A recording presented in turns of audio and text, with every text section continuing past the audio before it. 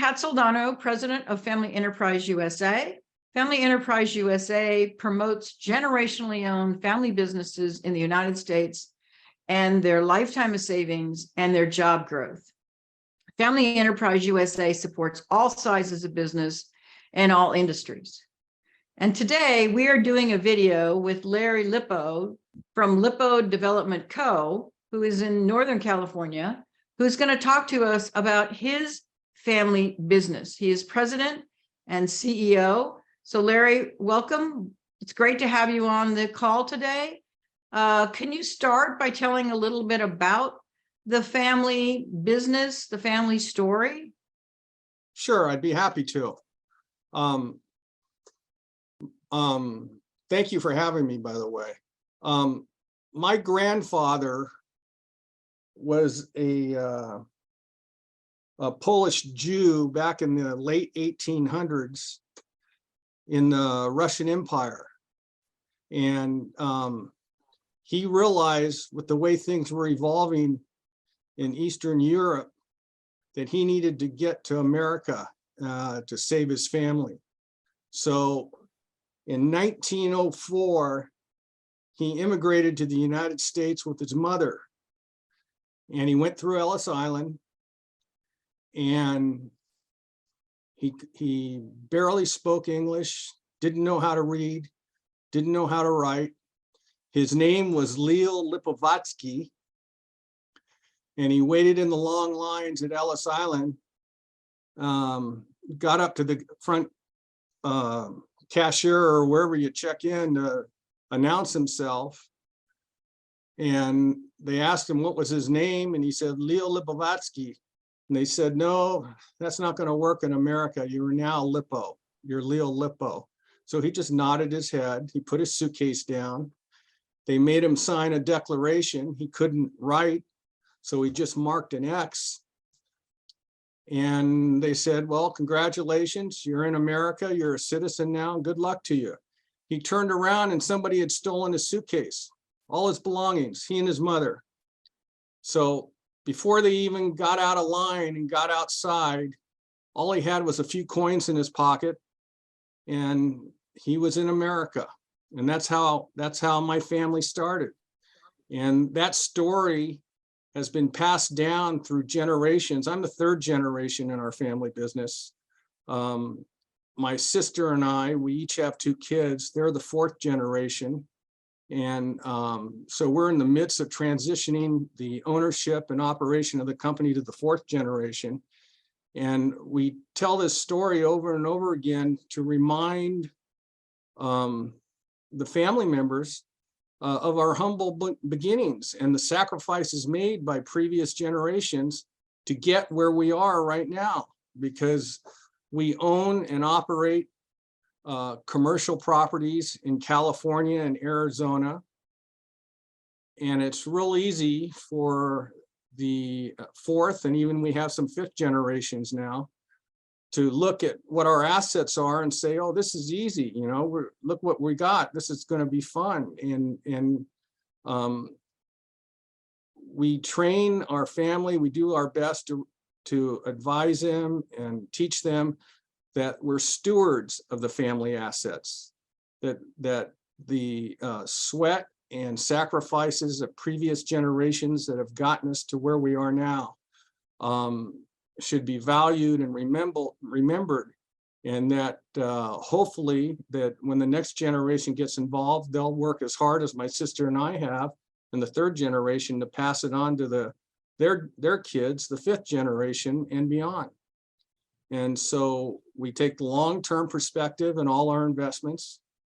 We're compassionate to our employees, to our vendors. You know, we're a company that's located in California, which you might say is a little bit anti-business. So we've adopted the business model of minimizing our employees and outsourcing everything we can. And so we have a lot of vendors that we support, that we have for decades, and they're very important to us. And we're in Martinez, California, which is about 45 miles east of San Francisco. We are the largest, or the longest continuing operating business in the city of Martinez. My grandfather was buying and selling real estate in Martinez back in the 1920s. So now we're over 100 years in our downtown Martinez as a continual operating business. And during that time, we have proudly supported local charitable organization, Little League teams, youth football. We spent hundreds of thousands of dollars supporting these organizations over the years, and we want to continue to do that. And it's our goal to thrive, to survive and thrive. And we hope, I'm here telling you the stories that whoever is watching this, if they are legislators or involved in establishing rules and regulations and laws, our perspective help us thrive and survive, because it pays a lot of dividends to a lot of different entities and organizations within the community. And so that's our story briefly. Well, that's very, very helpful. And we know that, family businesses in America generate 59% of the jobs and 54% of the GDP. So you're right, legislators need to pay attention.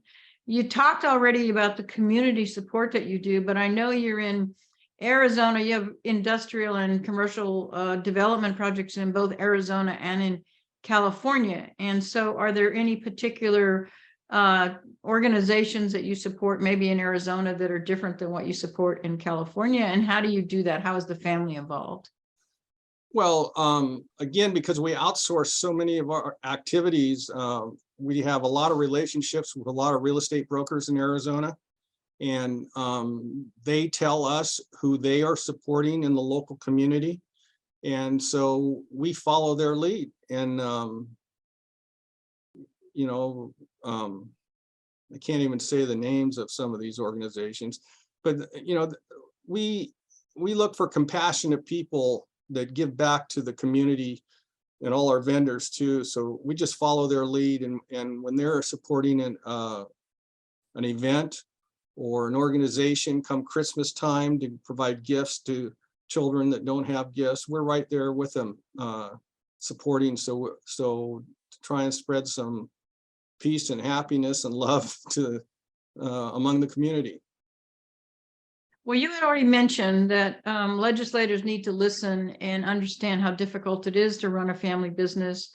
Through this last Congress, we got the Build Back Better Act, and there were things in that act that could have been destructive to family businesses, like elimination of grantor trust, elimination of like-kind exchanges, which would really affect the real estate industry, or elimination of accelerated depreciation, and certainly increase in income tax rates. We've learned that almost 80% of family businesses operate through a pass-through entity, so not a C Corp, and either an S Corp or an LLC. So what are some of the things that would be important to you in your business and your family, some of those issues that could affect the operations of your business and the people, those people that you support, those resources that you support, that you talked about in both California and Arizona? How can the legislators help you?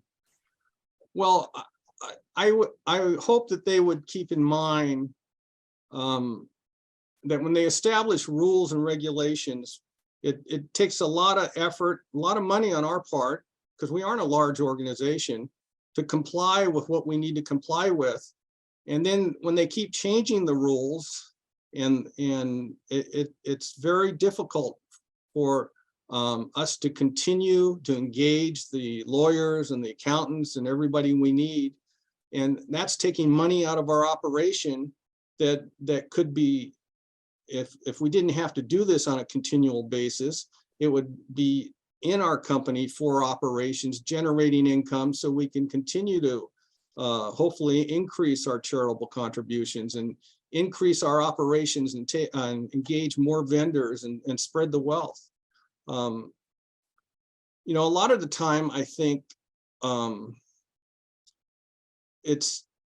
people perceive companies or families that are making a profit as adversaries, and you know, we aren't Apple. I hope that's not, you know, we aren't these huge corporations with thousands and thousands of employees.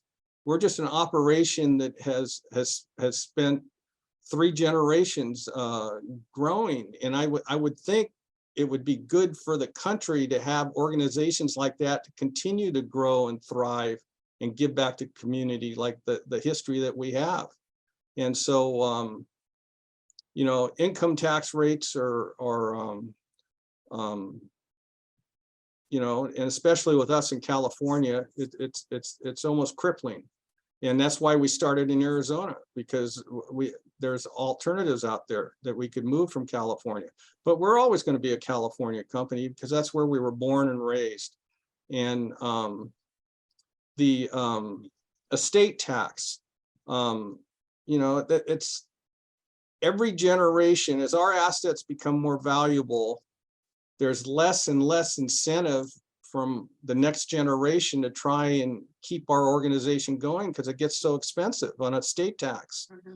And I'm not sure that on a global or 30,000 square foot view, if that's healthy for the country. I think it would, you know, you would want multi-generation small businesses that are in the field engaging employees and vendors to keep thriving. And so estate tax is a real challenge for a family business to pass on to the next generation. So I hope they'd keep that in mind too when they start dealing with that issue. Yeah, well, I'm sure glad you brought that up. You know, we've made some progress through the years. There are some legislators that understand how devastating the estate tax can be to family businesses, and it can't be planned away. But we have a long ways to go, and it's just really, really unfortunate that it tends to be more of a political issue than it does an economic issue. But certainly we understand the impact of that, as you just talked about, generation after generation. I also think, income tax, again, especially in California, as you mentioned, is so critically important. And you made a really good point about for-profit organizations. If there aren't for-profit organizations that are making a profit, who's going to be contributing to these not-for-profits? So we need to explain that to legislators, to incentivize them to help us and not put, like you said, these very, very difficult regulations on family businesses in the country. So I think you know that we're helping Congress to form a Congressional Family Business Caucus. We hope that you will be with us at some point in DC so you can tell your story in DC. In the meantime, this video is going to be wonderful because we're going to send it out to voters and members of Congress and on social media. So is there any final words that you'd like to leave us with today? Well, family business is our passion. You know, I grew up, when I was 8 years old around the dinner table with my mom and dad, we were talking about the family business. So it's in our blood. And I'd be happy to talk about issues with anybody that family businesses deal with. And feel free to give my contact information to anybody you think. I'd be happy to meet with them one-on-one or to Zoom with them on one-on-one to try and express how it's important to our country, in my opinion, to keep family business alive and thriving. And what your organization is doing with Congress on getting a family business committee or caucus is a great idea.